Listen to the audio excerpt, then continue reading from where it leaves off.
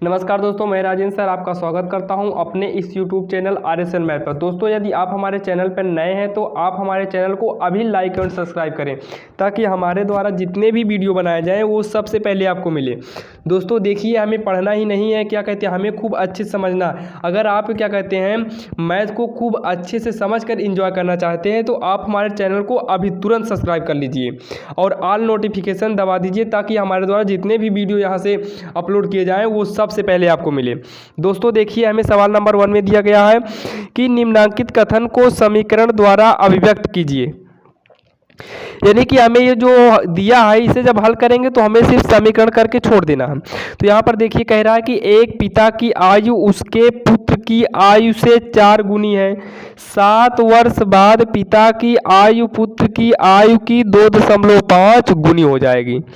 यानी कि यहाँ पर ध्यान दीजिए कि दिया है एक पिता की आयु उसके पुत्र की आयु से 4 गुनी है। तो हमें ध्यान दीजिए दोस्तों कि सबसे पहले जो पिता की आयु 4 गुनी हो रही है वो पुत्र की हो रही है। तो हमें सबसे पहले यहाँ पर ये ध्यान देना है कि पुत्र की आयु क्या है। हमें सवाल में पुत्र की आयु दिया ही नहीं है तो हम मान लेते हैं कि पुत्र की आयु यक्ष है। तो हम यहाँ पर लिखेंगे माना पुत्र की आयु यक्ष वर्ष है। अब ध्यान दीजिए, जब पुत्र की आयु यक्ष वर्ष है तब उसके पिता की आयु देखिए, तब पिता की आयु देखिए सवाल में क्या कह रहा है 4 गुनी, यानी कि 4 गुनी, यानी कि हो गया 4 यक्ष वर्ष होगी। अब ध्यान दीजिए उसके बाद हमें क्या कह रहा है कि 7 वर्ष बाद पिता की आयु पुत्र की आयु, यानी कि 7 वर्ष जो बाद हो रहा है दोस्तों वो पिता और पुत्र दोनों के लिए हो रहा है।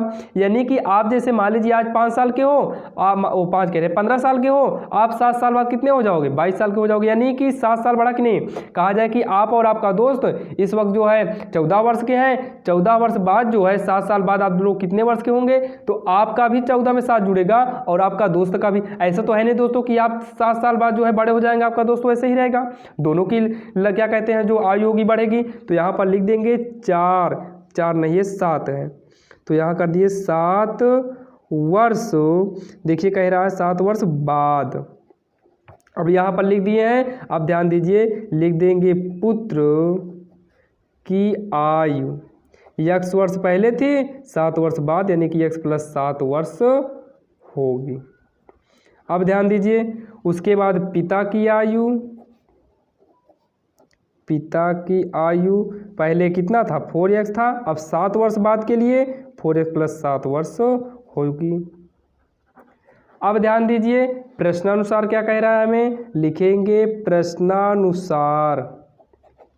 ध्यान दीजिए दोस्तों प्रश्नानुसार हमें क्या कह रहा है कि 7 वर्ष बाद, यानी कि 7 वर्ष बाद दोनों की आयु इतना होगा। उसके बाद कह रहा है 7 वर्ष बाद पिता की आयु पुत्र की आयु की 2.5 गुनी होगी। ध्यान दीजिए दोस्तों गुनी किसका हो रहा है, गुनी तो पुत्र की आयु का हो रहा है ना, पुत्र की आयु का गुना हो रहा है, इक्वल में कितना हो जाएगा पिता की आयु। ध्यान दीजिए हम यहाँ से आपको समझाने का प्रयास करें।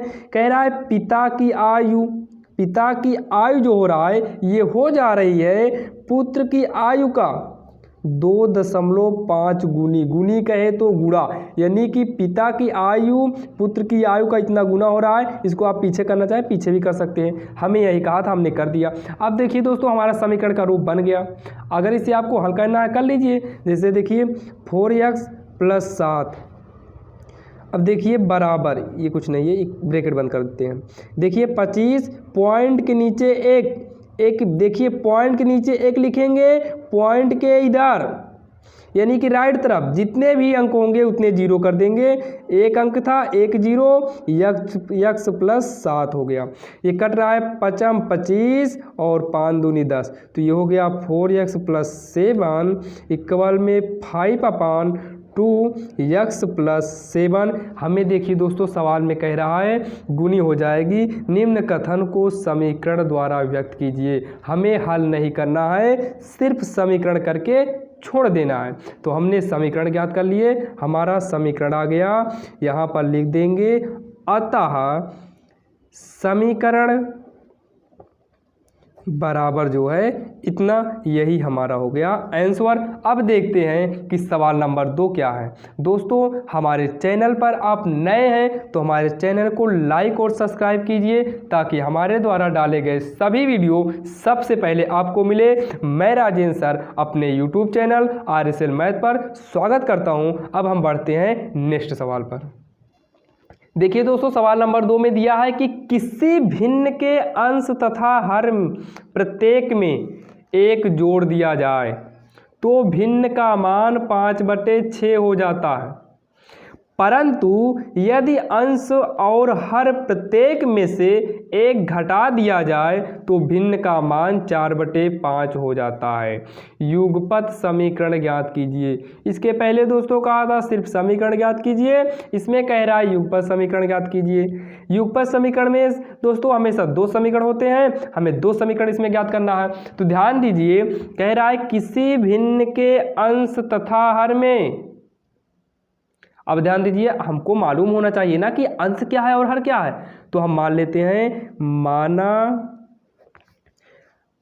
अंश x तथा हर y है। यहाँ पर देखिए दोस्तों हमारी इच्छा थी x y मानने की, अगर आप माना चाहें तो a भी मान सकते हैं, यानी कि आप कुछ भी मान लीजिए, अपना नाम मान लीजिए, अपने दोस्त का नाम मान लीजिए, बात वही होगी, लास्ट में जो समीकरण आएगा सेम वही आएगा। अब देखिए इससे जो अभीष्ट जो भिन्न बनेगी इससे, तो हम लिख देंगे अभीष्ट भिन्न। ध्यान दीजिए दोस्तों, अंश जो है हमेशा ऊपर ही होता है और हर नीचे होता है। तो हमारे पास अभीष्ट भिन्न क्या आ गई, x/y। अब प्रश्नानुसार क्या कह रहा है, लिख देंगे हम प्रश्नानुसार।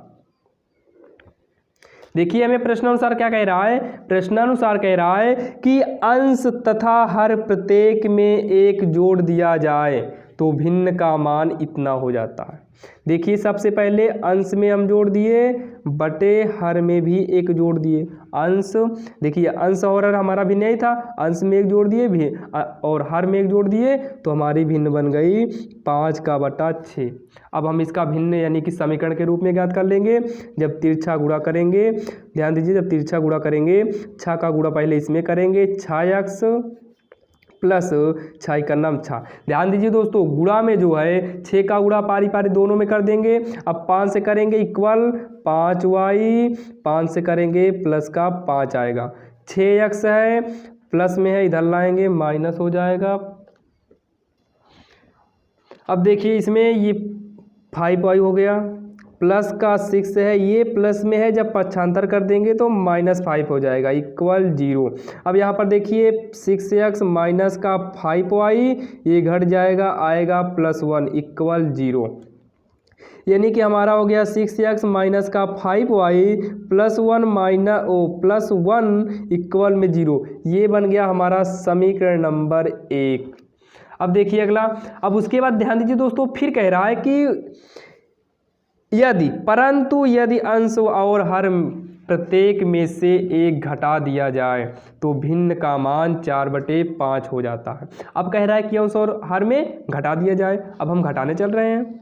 अब यहाँ पर ध्यान दीजिए, अंश और हर जो है हम यहाँ लिख देंगे पुनः प्रश्नानुसार, यानी कि एक बार कहा था हमें कि जोड़ दिया जाए तो हमने जोड़ा था। अब फिर कह रहा प्रश्नानुसार कि अंश, देखिए अंश बटा हर हो गया, इसमें 1 घटाना है, 1 हमने ऊपर घटा दिया, 1 नीचे घटा दिया, तो ये भिन्न का मान जो हो जा रहा है, देखिए कितना हो रहा है, 4/5 हो जा रहा है। तो हम यहाँ पर कर दिए 4/5।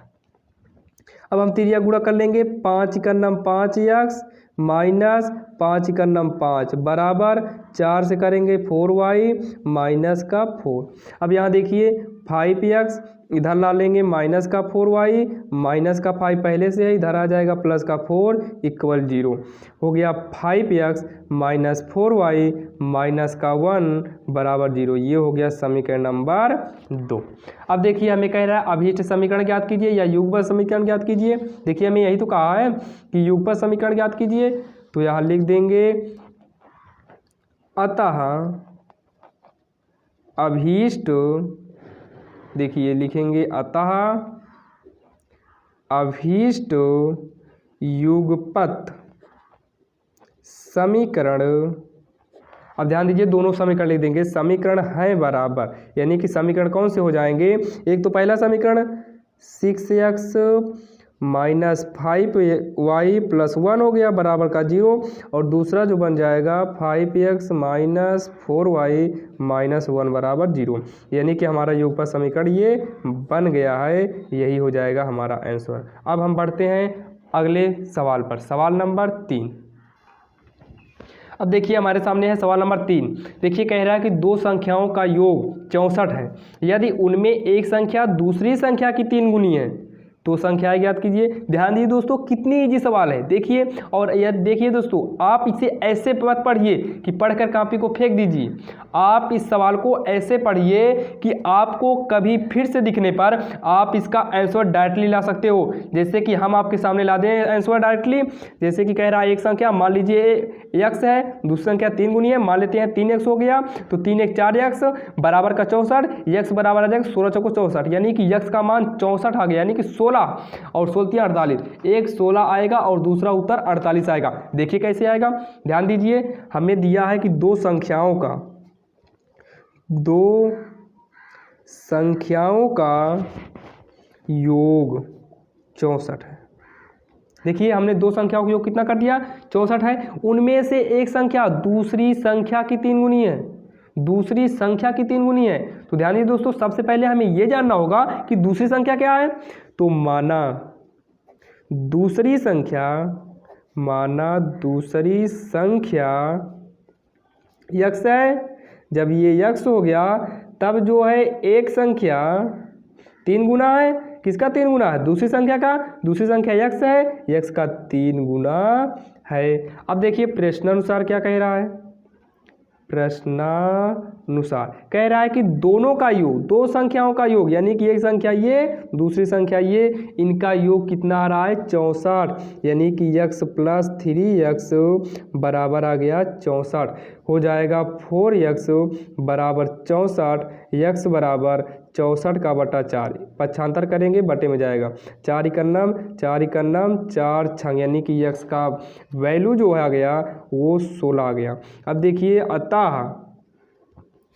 दो संख्याएं, ध्यान दीजिए दोस्तों, दो संख्याएं क्या था x, और ध्यान दीजिए एक x था और दूसरा क्या था, यानी कि एक 3x था दूसरा x था। आगे पीछे हम कर सकते हैं क्योंकि संख्याएं तो दो ही है, चाहे 2 करो या 4 2। तो यहाँ पर देखिए एक x है और यानी कि दूसरी x है और पहले कितना है 3x है, x की वैल्यू 16, यहाँ पर रखेंगे 3 गुणे 16, यानी कि 16 और कितना हो गया 16 48, यानी कि दो संख्याएं हमें जो ज्ञात करना था, वे संख्याएं हैं 16 और 48। अब हम चलते हैं सवाल नंबर 4 में। यदि आपने हमारे चैनल को लाइक सब्सक्राइब नहीं किया है तो आप लाइक सब्सक्राइब कर लीजिए, ताकि हमारे द्वारा डाले गए सभी वीडियो सबसे पहले आपको मिले।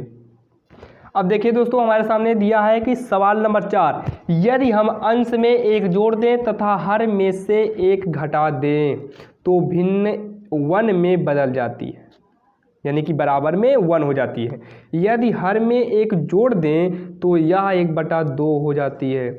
वह भिन्न क्या ज्ञात कीजिए कि कौन सी भिन्न है जिसमें हम एक जोड़ दें तो वो और एक घटा दें तो वो 1 में बदल जाए, और यदि जो है हर में एक जोड़ दें तो उसका मान 1/2 हो जाए। देखिए दोस्तों ये सवाल कितनी आसान है। जैसे कि हमें देखिए दिया है कि अंश में एक जोड़ दें, तो दोस्तों सबसे पहले हमें तो भिन्न मालूम होनी चाहिए ना, कि किस भिन्न में, मालूम ही नहीं है, वही तो हमें ज्ञात करना है। तो हम मान लेते हैं कि माना हुआ भिन्न x/y है। तो हम यहाँ लिख सकते हैं, मान लीजिए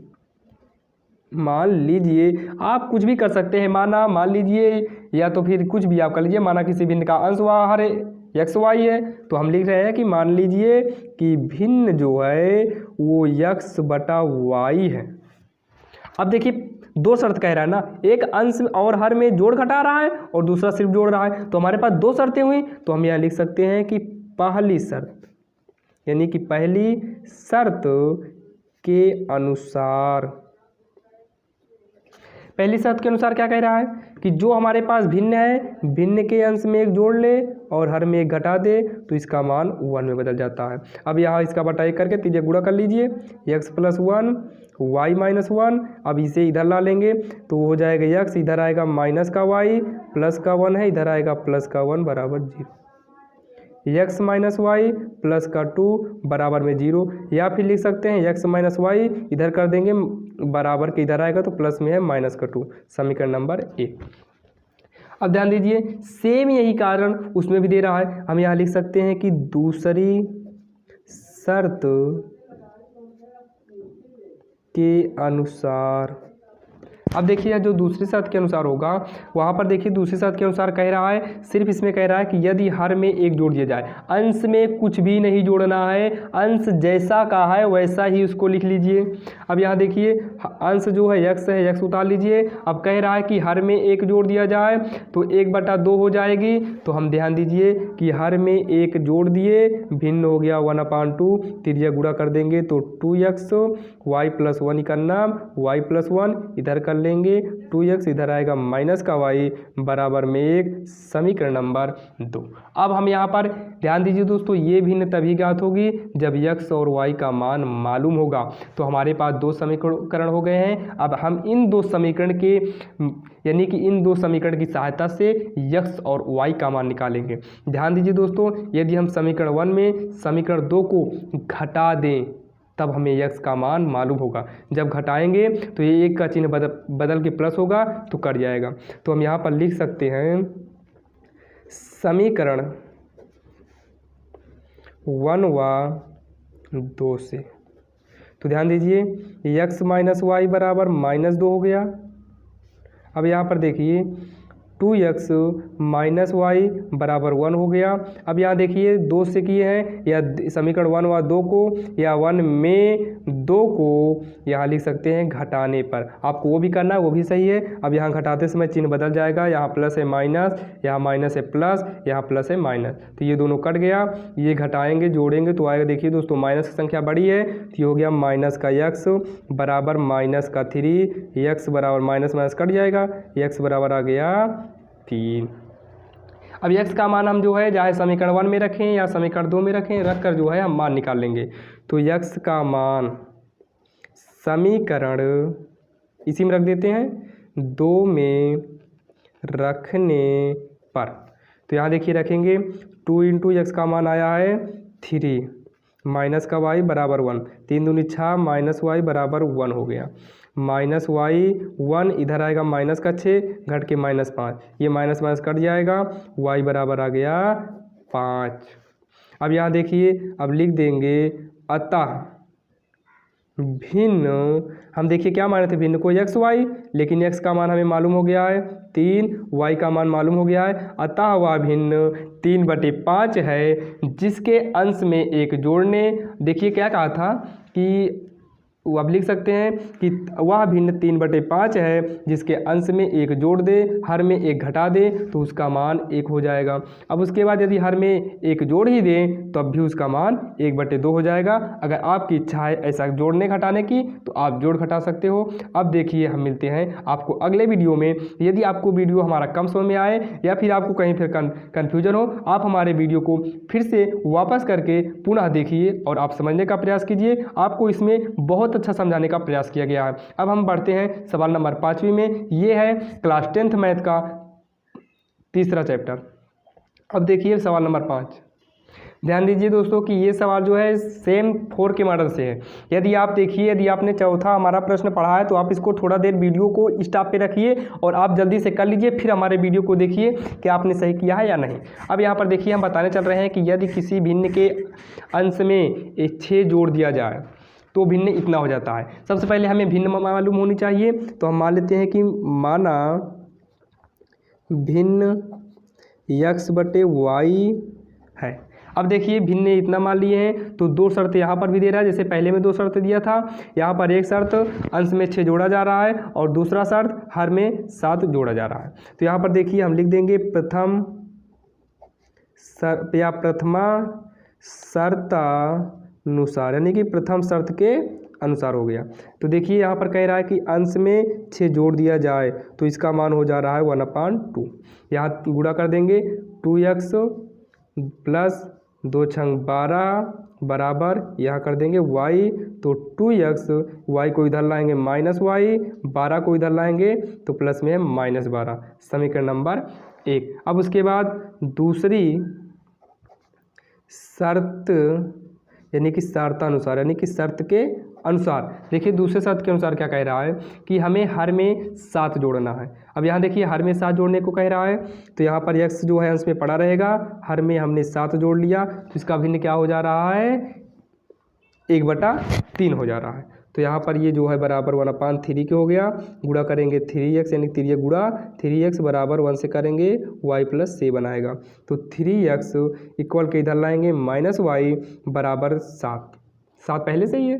अब ये बन गया समीकरण नंबर 2। ध्यान दीजिए दोस्तों, सेम वही काम करना है, माइनस है, ये तभी कटेगा जब एक प्लस हो जाए। अगर हम जोड़ेंगे तो माइनस रह जाएगा, गलत हो जाएगा, यानी कि हमारा जो है घटेगा नहीं, वो तो जुड़ जाएगा। अगर यहाँ पर हम जो है घटा दें तो ये घटाते समय प्लस हो जाएगा, माइनस प्लस कट जाएगा, हमारा बचा x की वैल्यू आराम से हम ज्ञात कर लिए। तो यहाँ लिख देंगे समीकरण 1 में समीकरण 2 को घटाने पर, अब देखिए समीकरण 1 क्या है, 2x - y बराबर का -12, और समीकरण 2 क्या है, 3x - y बराबर का 7। करना क्या है, घटाना है समीकरण 1 में समीकरण 2 को, ये भी माइनस, प्लस था माइनस, अब माइनस है तो ये प्लस हो गया, ये प्लस में है तो माइनस में हो गया, माइनस। देखिए ये प्लस, ये माइनस में है, प्लस में है। ध्यान दीजिए दोस्तों, जब घटाएंगे तो इस चिन्ह से कोई मतलब नहीं, अब चिन्ह कौन सा माना जाएगा, प्लस, तो प्लस माइनस कट जाएगा। यहाँ पर देखिए प्लस है, माइनस की संख्या बड़ी है तो -x आ गया, बराबर ये जुड़ गया -12 -7 हो गया -19, ये कट गया, x बराबर जो है आ गया हमारा 19। अब x का मान चाहे जिस समीकरण में रख दीजिए, हम लिख देंगे x का मान समीकरण 1 2 में चाहे इसमें, अब की 1 में रख देते हैं, 1 में रखने पर, अब जब 1 में रखेंगे तो देखिए समीकरण 1 ये है, ध्यान दीजिए 2x - y, तो यहाँ पर 2x के स्थान पे हम कितना रख देंगे, 19 आया है, और उसके बाद है -y बराबर में -12, 19 दूनी 38, -y -12, -y -12 है, ये इधर आएगा -38 हो जाएगा, जोड़ने के बाद आएगा -50, माइनस कट गया, y बराबर आ गया 50। अब यहाँ पर देखिए दोस्तों, हम लिख देंगे अतः भिन्न, अभी तक x y माने थे, अब x का मान कितना आ गया है 19 और y का मान 50, यानी कि अतः भिन्न क्या हो गया 19/50, यही है आंसर। अब देखिए दोस्तों, हमने इस वीडियो में 5 सवाल बताया है। दोस्तों आप इसे अच्छे से पढ़िए, अगर आपको कहीं भी कन्फ्यूजन हो रहा है तो आप वीडियो को थोड़ी देर स्टॉप कर दीजिए और फिर से पुनः वीडियो को चालू कर दीजिए, फिर से देख लीजिए। एक बार नहीं समझ में आ रहा है, 2 बार नहीं 3 बार आप देखिए। दोस्तों अगर कोई भी कार्य हम एक से अधिक बार करते हैं, एक बार करते हैं तो वो पहली बार दिखाई देता है, अगर फिर भी दिक्कतें हो रही हैं तो आप दोबारा देखिए, आपका सारा कन्फ्यूजन दूर हो जाएगा, क्योंकि हमने इसमें जो है बहुत अच्छे से समझाने का प्रयास किया। बस हम आपसे यही कहेंगे कि आप यदि हमारे चैनल पर नए हैं तो आप हमारे चैनल को लाइक एंड सब्सक्राइब करें, ताकि हमारे द्वारा डाले गए सभी वीडियो सबसे पहले आपको मिले। यदि आप हमारे RSL मैथ्स चैनल की तरफ से सभी वीडियो पाना चाहते हैं तो आप इस चैनल को लाइक सब्सक्राइब कीजिए। यदि आपको किसी और चैप्टर संबंधित कोई भी सवाल चाहिए तो आप कमेंट कीजिए। यदि आप 11th या 12th जैसे इंटर में आप मैथ के जो है क्वेश्चन पाना चाहते हैं तो आप राजेंद्र सर लर्निंग पर जाइए। वहाँ पर हमने राजेंद्र सर लर्निंग पर जो है आपको 11 और 12 के सभी वीडियो डाले हैं, आप वहां पर देखिए और समझिए। अगर आपको नहीं आता है, हमने 2 चैनल बनाया, एक RSL मैथ पर और दूसरा राजेंद्र सर लर्निंग पर। आप दोनों चैनल पर जाकर पढ़ सकते हैं। राजेंद्र सर लर्निंग पर इंटर के सिलेबस हैं और RSL मैथ पर वो जो है बेसिक और 9th 10th के चैप्टर हैं। अब हम मिलते हैं आपको अगले वीडियो में, सेम इसी का सवाल नंबर 6वीं से हम जो है अगले वीडियो में आपको बताएंगे। तब तक के लिए दोस्तों आप सभी को हमारा बहुत बहुत धन्यवाद जो आपने हमारे वीडियो से जुड़े हैं। तो अब मिलते हैं आपको अगले वीडियो में।